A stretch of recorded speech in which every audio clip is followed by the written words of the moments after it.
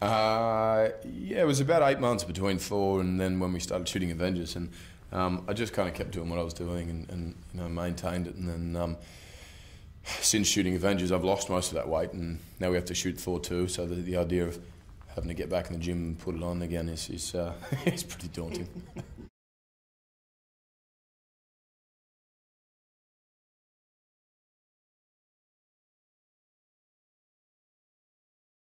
I don't know. I mean, I don't really, I mean, whatever sort of, I don't know, the category you fall into in that regard is someone else's decision, really. I mean, I sort of have had my hand up for a lot of different jobs and films and characters, and I've happened to land in these, and the challenge is to keep working and have some contrast between each of the films I do, and so far that's I've been really lucky in that regard.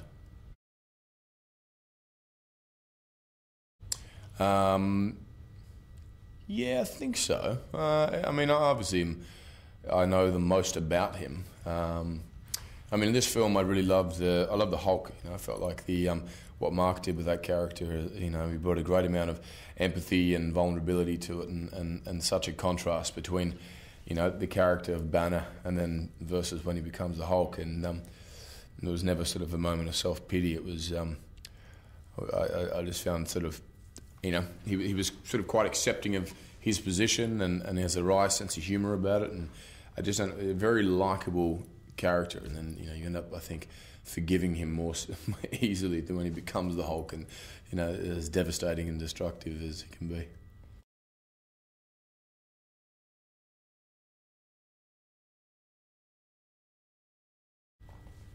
I don't know. I heard at one point that that Joss had said that Captain America, maybe it was from his eyes or his view, and I think in the comic books it's kind of said that he may be, and I think because his ego is probably the most in check. He's the everyman. He's probably the most human of them, in a sense. His personality, and so it could be from him. But I think the message was really in the film was about teamwork and unity, and these guys coming together and putting aside their sort of drive to be leaders.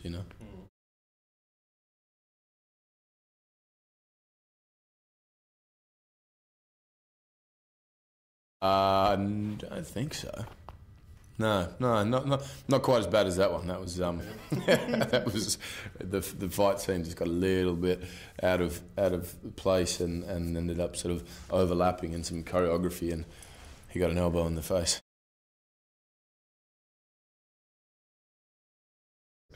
It was a lot of fun just being on set with those guys and trying to keep a straight face. I mean, there's some huge personalities and funny people in that group, and even the script was hilarious. So we had the combination of that, and trying to, when there's 7 or 8 people in the scene and you're trying to hold up your piece and you don't want to drop the ball, it creates a bit more anxiety and what have you. But it was a lot of fun.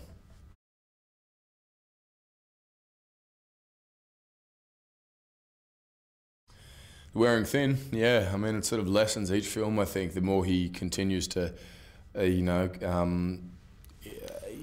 drift further into the insanity, that's consumed him. But I think the fact that he's his brother and there's that blood tie there is certainly something that's going to keep him trying again and again, and motivate him to pull Loki back to the good side.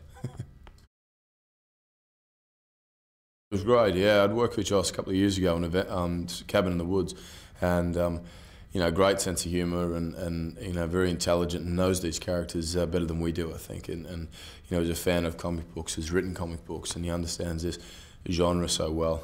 So it's the perfect resource for these kind of characters in this film.